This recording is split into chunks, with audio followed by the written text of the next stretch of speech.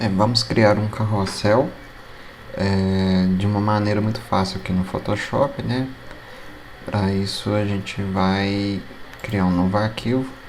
A ideia é que o carrossel seja contínuo, ou seja, à medida que você vai arrastando para o lado, ele continue um ao lado do outro, né? Para isso, então, a gente vai definir a altura do carrossel com 1350 pixels e a largura a gente vai colocar 1080 multiplicado, colocando um asterisco, pelo número de slides que vai ter esse carrossel, né? Que no Instagram é limitado a 10. Então, se a gente quiser um carrossel com 10 slides, a gente vai multiplicar 1080 por 10, que é a largura aqui. Se a gente colocar essa operação, o próprio Photoshop ele já calcula aqui a largura. Se for um carrossel com 3, a gente coloca 1080 asterisco 3. Então a gente cria o projeto. Ele vai criar então essa imagem única aqui, grande, né? E como que a gente vai fazer para poder dividir ele e salvar as imagens já separadamente para que a gente consiga publicar ele no Instagram de maneira correta.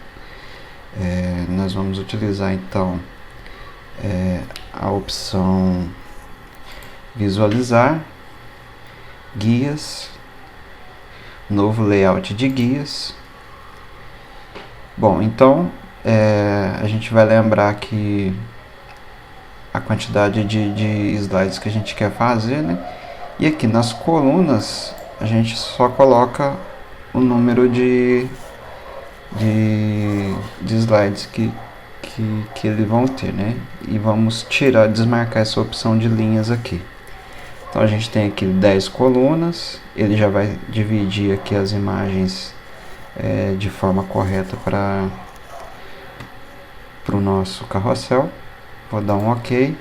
Então aqui eu já tenho o layout dividido aqui, os 10, consigo visualizar os 10 slides aqui do meu carrossel.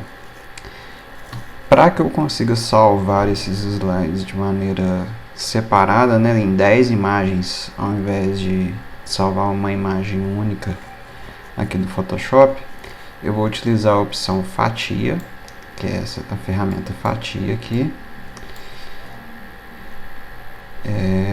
Vou selecionar aqui então a opção ferramenta fatia e vou clicar aqui fatias a partir das guias.